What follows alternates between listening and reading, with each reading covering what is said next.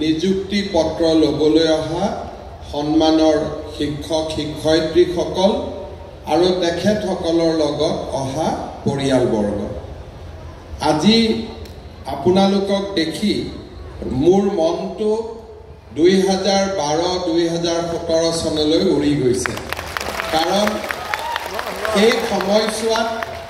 আমি সকলোৱে এই খানাপাৰা ফিল্ডতে আমি নিযুক্তি পত্ৰ লৈছিলোঁ আৰু আজি আমি জীৱনত যেনেকৈ বিয়া বৰুৱা হোৱাৰ পিছত গিৰিয়েক ঘৈণীয়েকে মিলি স্বামী স্ত্ৰীয়ে মিলি 25 বছৰীয়া উৎসৱ পাতে, 50 বছৰীয়া উৎসৱ পাতে, তেনেকৈ আমি দ্বিতীয়বাৰ ইয়াতে আকৌ আমাৰ নিযুক্তি পৰ্বত অংশগ্ৰহণ কৰিবলৈ আমি ইয়াত উপস্থিত হৈছোঁ। এই নিযুক্তি পত্ৰ লাভ কৰাৰ ফলত আমি কি ধৰণে উপকৃত হ'ম, এই বিষয়ে বিভিন্ন চিন্তা চৰ্চা চলিছে আৰু মই কেইটামান কথা আপোনালোকক ক'ব খুজিছোঁ। প্ৰথম কথা, ঠিকা ভিত্তিক শিক্ষক। কৰবাত নহয় কৰবাত নামটো নিজৰে ভাল নালাগে। আজিৰ পৰা আপোনালোকৰ নামৰ সন্মুখত থকা ঠিকা ভিত্তিক শব্দটো উঠি যাব। আজিৰ পৰা আপোনালোক অকল শিক্ষক হ'ব। সেইটো এটা আমাৰ জীৱনৰ এটা ডাঙৰ প্ৰাপ্তি। কাৰণ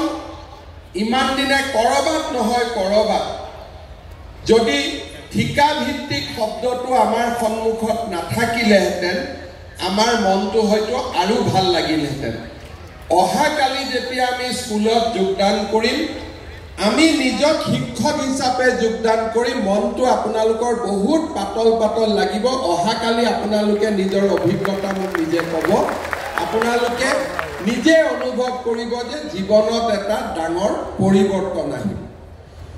ইয়াৰ পিছত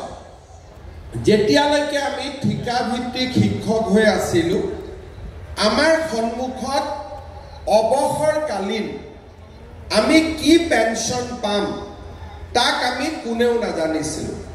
CPF-ত আমাৰ 10% দৰমহাৰ ধন জমা আছিলে আৰু লাহে লাহে দৰমহাৰ স্লেবটো বাঢ়ি যোৱাৰ পিছত CPF-ৰ আওতাৰ পৰাও আমি বাহিৰত আছিলোঁ। এতিয়া যিসকলৰ 25 বছৰ আৰু 10 বছৰ চাকৰি এতিয়াও থাকিব, আপোনালোকে জানে যে ভাৰত চৰকাৰে ইউনিফাইড পেঞ্চন স্কিম,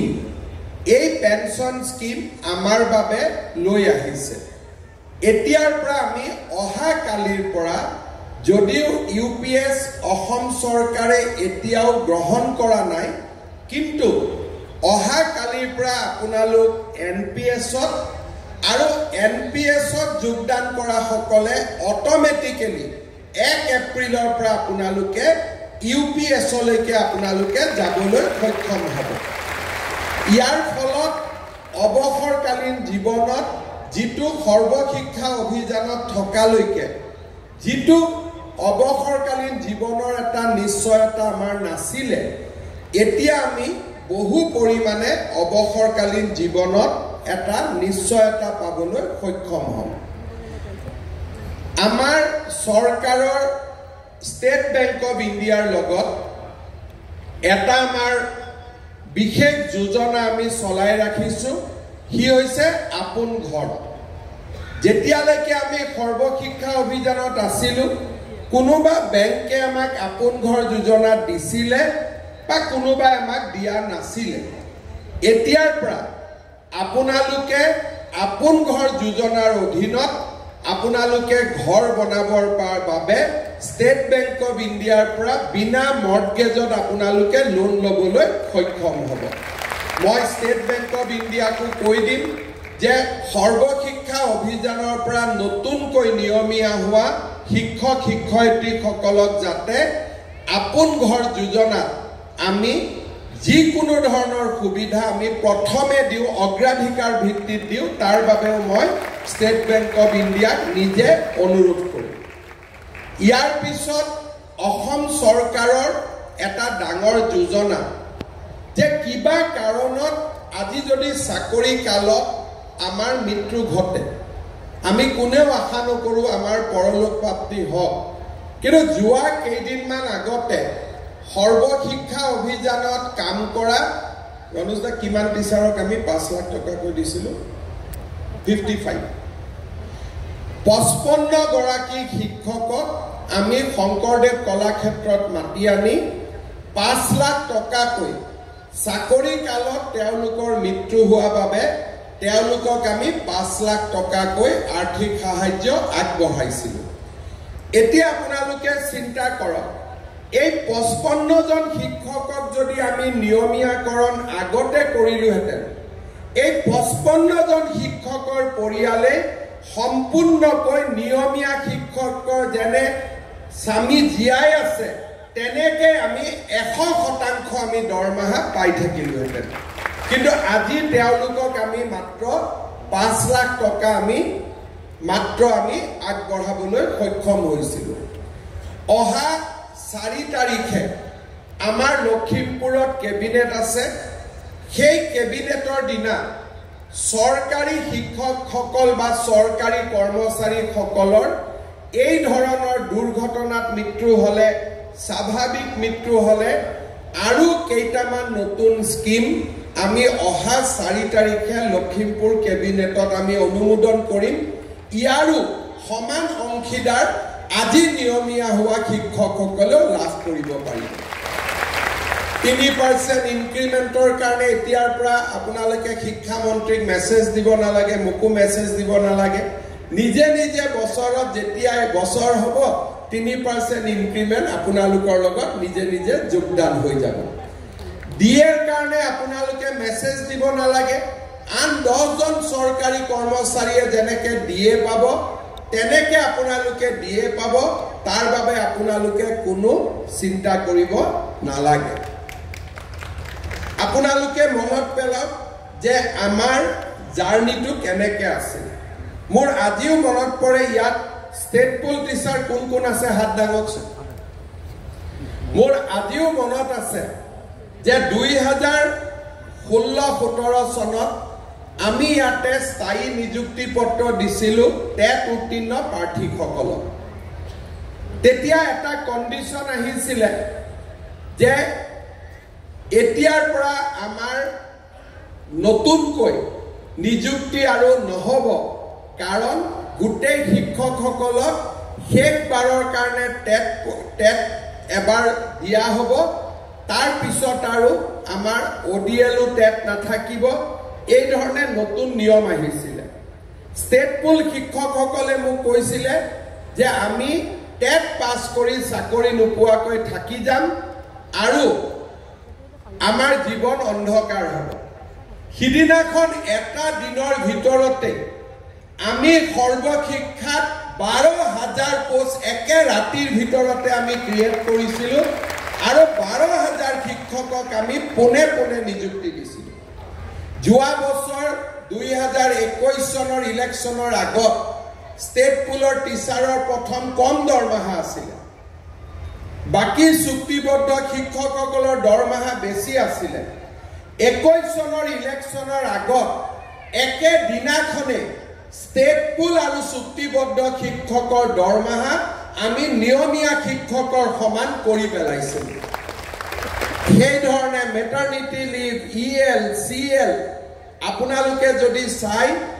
2012 চনৰ 20 মে তাৰিখে প্ৰথম দিনা নিযুক্তি হৈছিলে। তেতিয়া কি ব্যৱস্থা আছিলে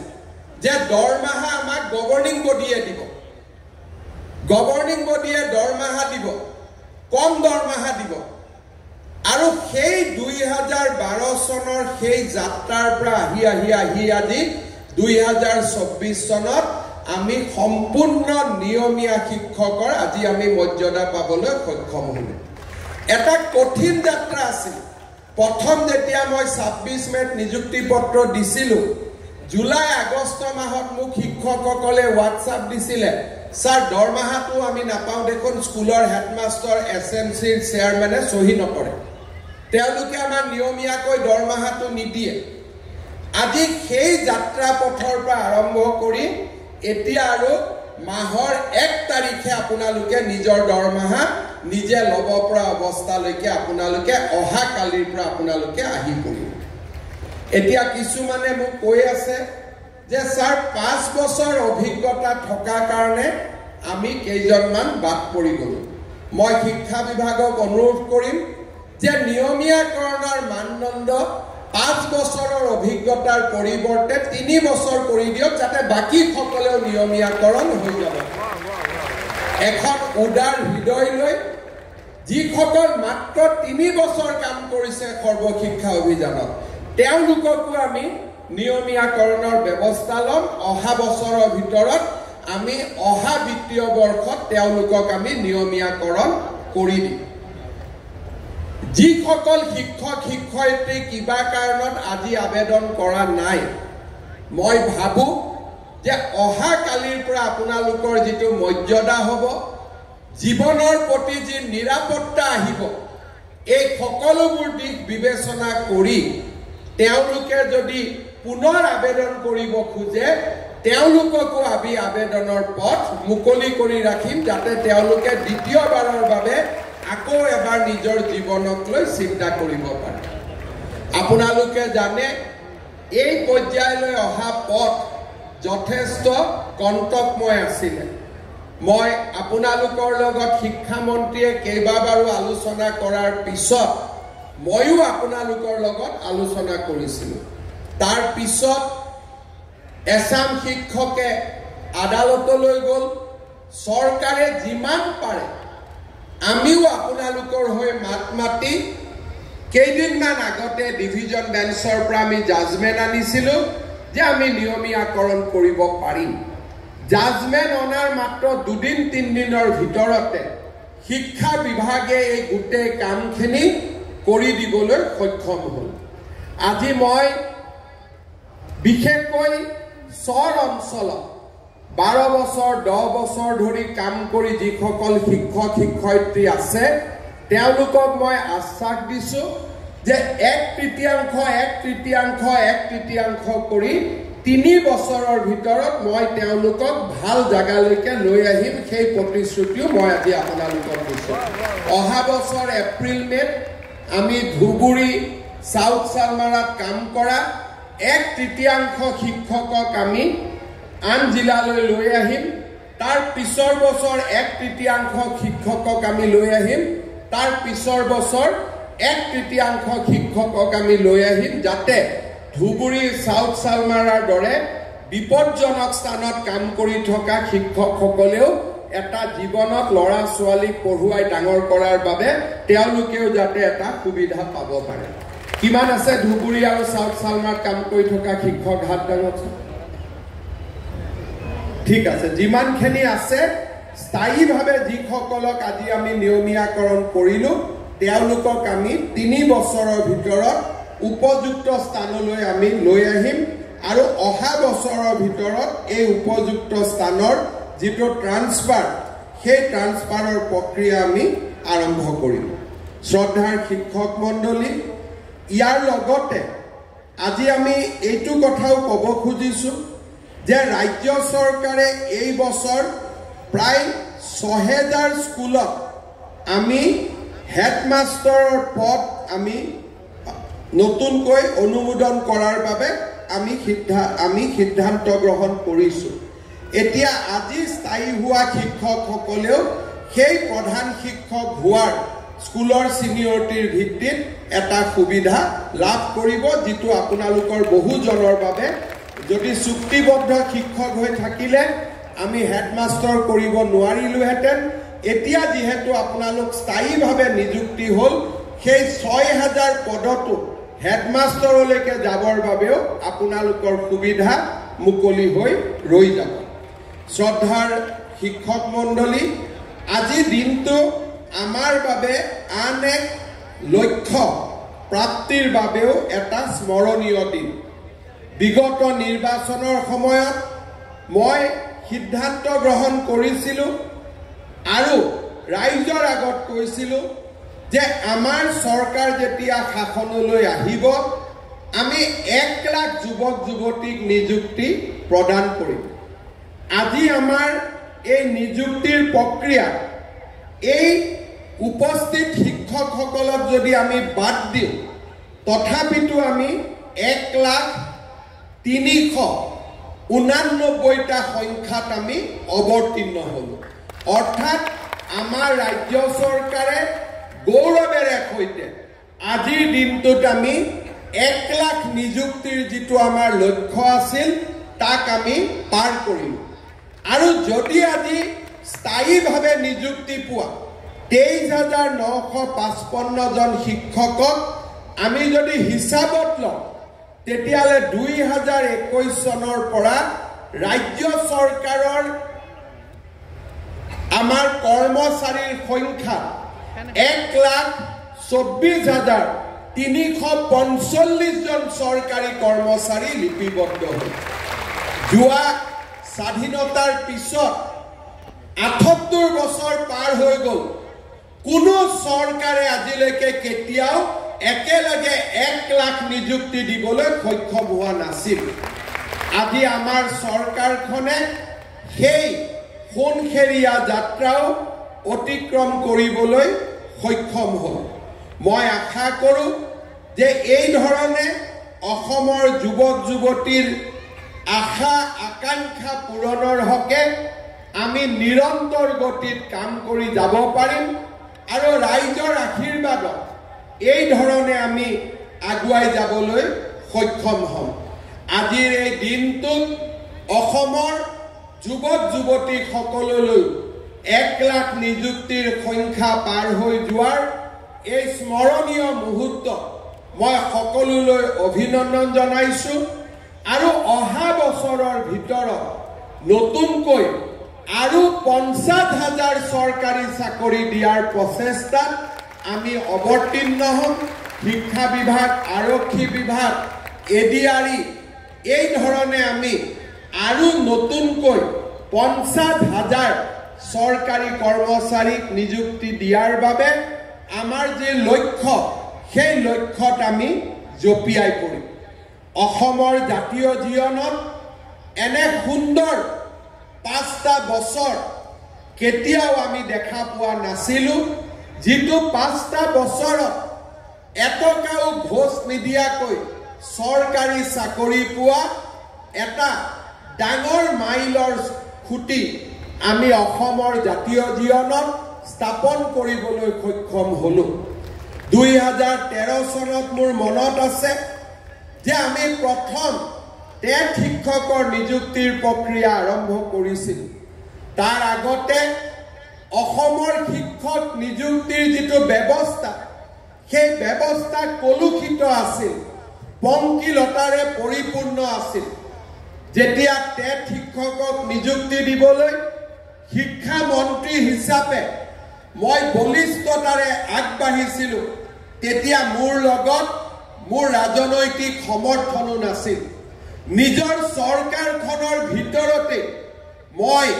সমালোচনাৰ সন্মুখীন হৈছিল মোৰ এতিয়াও মনত আছে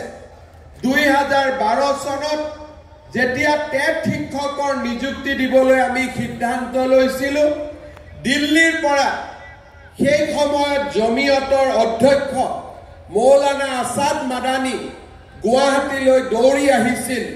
আৰু মুখ্যমন্ত্ৰীক আহ্বান জনাইছিল যে টেট শিক্ষকৰ নিযুক্তি প্ৰক্ৰিয়া বন্ধ কৰিব লাগে মোৰ আজিও মনত আছে যে সেই সময়ত টেট শিক্ষক নিযুক্তি দিবলৈ যাওঁতে তেতিয়া সৰ্বশিক্ষা অভিযানৰ মিছন ডাইৰেক্টৰত ৰাজনৈতিকভাৱে চৰকাৰত উচ্চ পদত অধিষ্ঠিত ব্যক্তি এগৰাকীৰ কোঠাত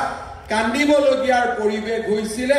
কান্দি কান্দি মোৰ কোঠালৈ উভতি আহি কৈছিল যে স্যাৰ মোৰ চাকৰি বন্ধ হৈ যাব আপুনি টেট শিক্ষকৰ নিযুক্তি প্ৰক্ৰিয়া বন্ধ কৰি দিলে মই বাছি যাব পাৰিম তেনে ৰাজনৈতিক পৰিৱেশত আমি এটা নিকা শিক্ষক নিযুক্তিৰ বাবে সংঘৰ্ষ কৰিছিল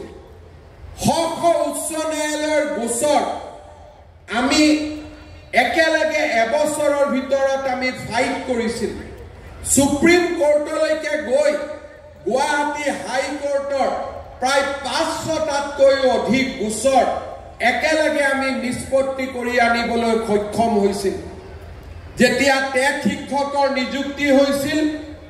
আজি অসম বিধানসভা দপদপাই থকা এজন নিৰ্দলীয় বিধায়কে কৈছিল যে এই চাকৰিবোৰ হিমন্ত বিশ্ব শৰ্মা যিদিনাখনে শিক্ষামন্ত্ৰী নোহোৱা হৈ যাব সেইদিনাখনে টেট শিক্ষকৰ চাকৰিবিলাকো নোহোৱা হৈ যাব আজি তেখেত মেডিকেল কলেজত ট্ৰিটমেণ্ট লৈ আছে ভগৱানে তেওঁক সুস্থ কৰক কিন্তু আজিৰ এই সোণখেৰীয়া দিনটোত মই যোৱাকালি তেখেতক সাক্ষাৎ কৰি কৈ আহিছিলো যে অসমৰ টেট শিক্ষকসকলে আজি স্থায়ীভাৱে নিযুক্তি পাব এতিয়া আৰু তেওঁলোকৰ জীৱনৰ সন্মুখত কোনো প্ৰশ্নবোধক চিন নাথাকে জীৱনত এই টেট শিক্ষকৰ নিযুক্তিক লৈ কেনেকে নিযুক্তি হ'ব প্ৰথম টেটৰ পৰীক্ষা যেতিয়া আৰম্ভ হৈছিল কুৱেশ্যন পেপাৰ লিক হ'ল অমুকৰ সমষ্টিৰ লৰাই পালে 2012 আৰু 13 চনৰ যদি অসমৰ বাতৰি কাকত পঢ়ো মোক সমালোচনাৰে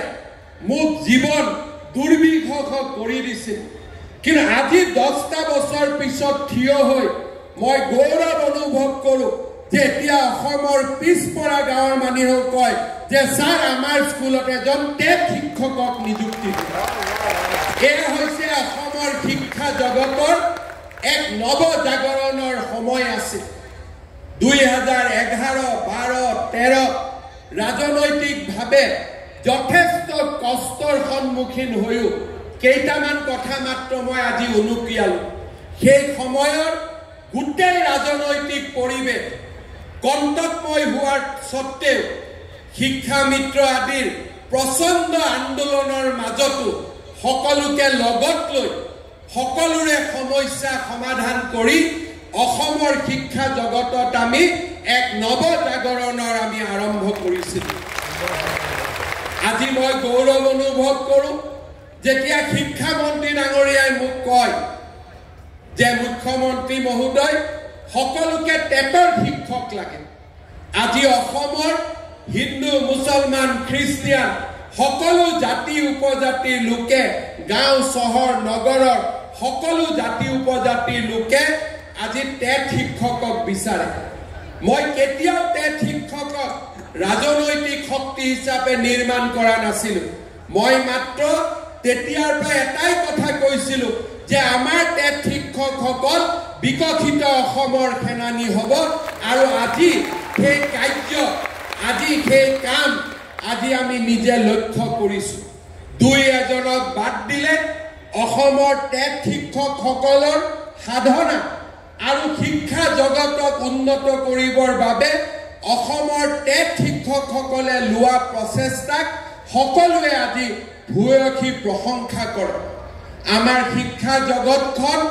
লাহে লাহে পৰিপূৰ্ণ হৈছে ৰণোজ পেগু ডাঙৰীয়া শিক্ষা ক্ষেত্ৰৰ যেতিয়া প্ৰস্তাৱ আৰম্ভ কৰিছিলে তেওঁ সমালোচনাৰ সন্মুখীন হৈছিলে কেতিয়াবা আবেগিক হৈ ৰণোজ পেগু ডাঙৰীয়া মোৰ ওচৰত আহে যে এইটো চলাই ৰাখিম নে বন্ধ ৰাখিম মই ৰণোজ পেগু ডাঙৰীয়াক এটাই কথা কৈছিলোঁ যে অসমৰ টেট শিক্ষকসকলৰ ওপৰত মোৰ অপূৰ্ণ আস্থা আৰু বিশ্বাস আছে সকলো ভাল কাম আপুনি কৰি থাকক আপুনি চিন্তা কৰিব নালাগে আজি আপোনালোকে চাওঁতে ৰাষ্ট্ৰীয় জগতখনত অসমৰ শিক্ষা বিভাগ আজি এক সুন্দৰভাৱে আগবাঢ়ি আহিবলৈ সক্ষম হৈছে আমাৰ সন্মুখত কিছু সমস্যা এতিয়াও আছে আমাৰ সন্মুখত প্ৰতিবন্ধকতা এতিয়াও আছে দূৰ দূৰণিৰ শিক্ষানুষ্ঠানবিলাকত শিক্ষক শিক্ষয়িত্ৰী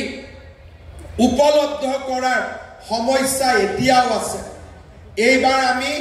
দূৰ দূৰণিৰ বিদ্যালয়সমূহত কাম কৰিবলৈ ইচ্ছুক প্ৰাৰ্থীসকলক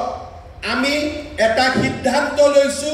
যে আমি অতিৰিক্তকৈ কিছু নম্বৰ দিম যাতে তেওঁলোকে প্ৰথমতে প্ৰত্যাহ্বানক চিহ্নিত কৰি প্ৰত্যাহ্বান গ্ৰহণ কৰিব পাৰিম বুলিয়ে তেওঁলোকে যাতে সেই অঞ্চলবিলাকত যাবৰ বাবে আবেদন কৰে আমি শিক্ষা বিভাগত নিৰন্তৰ কাম কৰি গৈ থাকিম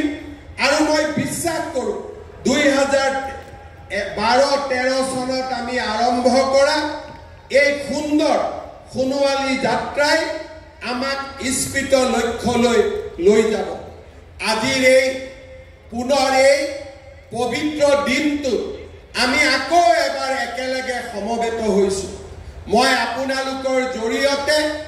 অসমৰ টেট শিক্ষকসকললৈ পুনৰ এবাৰ সেই পুৰণা কথাষাৰ মনত পেলাই দিম। আপোনালোকৰ নিযুক্তি আছিল এখন বিকশিত অসমৰ সপোন সাকাৰ কৰাৰ বাবে। আপোনালোকৰ নিযুক্তি আছিল দৰিদ্ৰ পিছপৰা দুখীয়া লোকসকলৰ সন্তানক শিক্ষাৰ পোহৰেৰে আলোকিত কৰাৰ বাবে। আপোনালোকৰ নিযুক্তি আছিল অসমৰ নিষ্পেষিত শোষিতজনক শিক্ষাৰ পোহৰেৰে আলোকিত কৰাৰ বাবে। মই আজিৰ এই দিনটোত পুনৰ এবাৰ আপোনালোকক আহ্বান জনাম, এই টেট শিক্ষক নিযুক্তিৰ বাবে ইয়াৰ দৰমহাৰ বাবে চৰকাৰে প্ৰায় 2000 কোটি টকা বছৰত ব্যয় কৰে আৰু বিভিন্ন ধৰণে এই ব্যয় প্ৰতি বছৰে বাঢ়ে। কিন্তু তাৰ পিছতো মই ক'ম যে এই বিনিয়োগ আমাৰ দুখীয়াজনৰ বাবে, এই বিনিয়োগ আমাৰ নিষ্পেষিতজনৰ বাবে, এই বিনিয়োগ আমাৰ শোষিতজনৰ বাবে। মই আজিৰ এই দিনটোত টেট শিক্ষকসকলক আকৌ এবাৰ আহ্বান জনাম, আপোনালোকে নিজক আকৌ এবাৰ পুনৰ উৎসৰ্গিত কৰক। অসমৰ সেই দুখীয়া নিচলা গাঁও অঞ্চলত বাস কৰা সমাজখনক শিক্ষাৰ পোহৰেৰে আলোকিত কৰাৰ বাবে, সেই সমাজখনক নতুন দিগন্তলৈ লৈ অহাৰ বাবে আমাৰ অসমক ভাৰতৰ ভিতৰতে সৰ্বশ্ৰেষ্ঠ 5খন ৰাজ্যৰ ভিতৰত এখন হিচাপে প্ৰতিষ্ঠা কৰাৰ বাবে। যেতিয়া প্ৰথম নিযুক্তি দিছিলোঁ তেতিয়া আপোনালোকৰ পিতৃ মাতৃক মই বন্দন কৰিছিলোঁ। এতিয়া আপোনালোক নিজেও পিতৃ মাতৃ হ'ল, আপোনালোকৰ সন্তান হ'ল, আপোনালোকৰ সন্তানে এতিয়া স্কুললৈ গৈছে। মই আপোনালোকৰ সন্তানসকলৰো সোণোৱালী ভৱিষ্যত কামনা কৰিম। কিন্তু এটা কথা মনত পেলাই দিম, পুনৰ এবাৰ পুৰণি কথাষাৰ, যে নিজৰ সন্তানক যেনেকৈ আমি মৰম কৰোঁ, আমাৰ পিতৃ মাতৃয়েও আমাক তেনেকেই মৰম কৰে। টেট শিক্ষকসকল সমাজৰ আদৰ্শজন হওক, সমাজৰ আদৰ্শ ব্যক্তি হওক। কোনো কাৰণতে যাতে আমাৰ বৃদ্ধা পিতা মাতাই আমাৰ পৰা কষ্ট নাপায়, তাৰ বাবে আপোনালোকক মনোযোগ দিবলৈ মই পুৰণি 10-12 বছৰ আগতে আহ্বান কৰা কথাষাৰ আকৌ এবাৰ আপোনালোকক উনুকিয়াই দিলোঁ। আপোনালোকৰ পৰিয়ালৰ ভৱিষ্যত সুন্দৰ হওক কামনা কৰিলোঁ আৰু অসম চৰকাৰৰ এজন নিয়মীয়া শিক্ষক, এজন নিয়মীয়া কৰ্মচাৰী হিচাপে অসম চৰকাৰৰ মঞ্চলৈ আপোনালোকক স্বাগতম জনাই মই মোৰ বক্তব্যৰ সামৰণি মাৰিছোঁ। ধন্যবাদ। জয় হিন্দ, বন্দে মাতৰম। প্ৰতিটো বিভাগতে আপোনাৰ সুদূৰ প্ৰসাৰী চিন্তাধাৰাৰ প্ৰভাৱ পৰাটো অসমবাসীৰ বাবে সঁচাকৈ সৌভাগ্য।